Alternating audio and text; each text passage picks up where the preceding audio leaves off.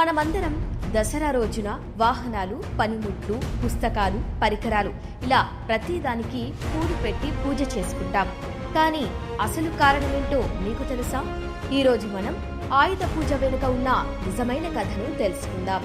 ముందుగా మహాభారత కథ చూసుకుంటే, పాండవులు అడవిలో 12 ఏళ్ల వనవాసం తర్వాత 1 సంవత్సరం అజ్ఞాతవాసాన్ని పూర్తి చేశారు. అయితే వారు అజ్ఞాతవాసానికి వెళ్లే ముందు తమ ఆయుధాలను ఒక చెట్టు కింద దాచుకొని వెళ్లారు. అదే సమీప వృక్షం అని కూడా పిలుస్తారు. అయితే అజ్ఞాతవాసం పూర్తయిన రోజు విజయదశమి వచ్చింది.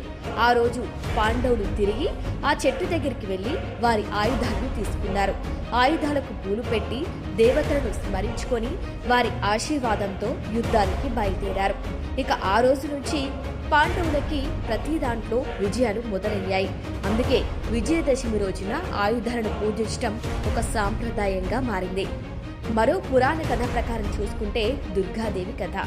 మహిషాసురుడు అనే భయంకరమైన రాక్షసుడు చాలా అహంకారంగా ప్రవర్తించేవాడు. ఆయన ప్రవర్తనకు దేవాది దేవతలే భయపడేవారు. ఇక దేవతలు ఆయన్ను ఓడించలేకపోయారు. అప్పుడు అందరు దేవతలు కలిసి ఒక శక్తిని సృష్టించారు. అదే దుర్గాదేవి. ప్రతి దేవుడు అమ్మవారికి ఒక ఆయుధాన్ని ఇచ్చారట.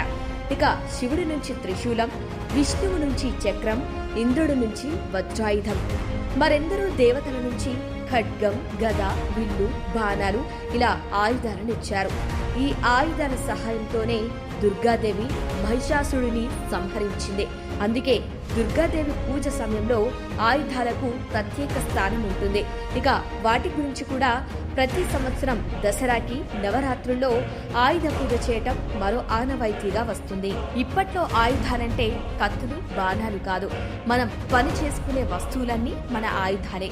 అందుకే రైతులకి దున్నెలు, పరికరాలు ఆయుధాలుగా ఉంటాయి.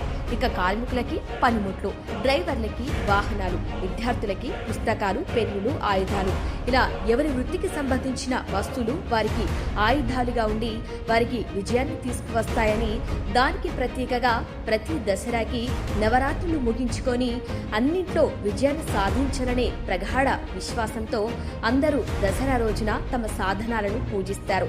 దేవతల ఆశీర్వాదంతో అన్నింట్లో విజయం రావాలని ప్రార్థిస్తారు. ఆయుధ పూజ వెనుక ఉన్న 2 గొప్ప కథలు మనకు ఒక సందేశాన్ని చెబుతున్నాయి. మన శ్రమ, మన సాధనాలు, దేవతల ఆశీర్వాదం కలిసినప్పుడే విజయం వస్తుంది.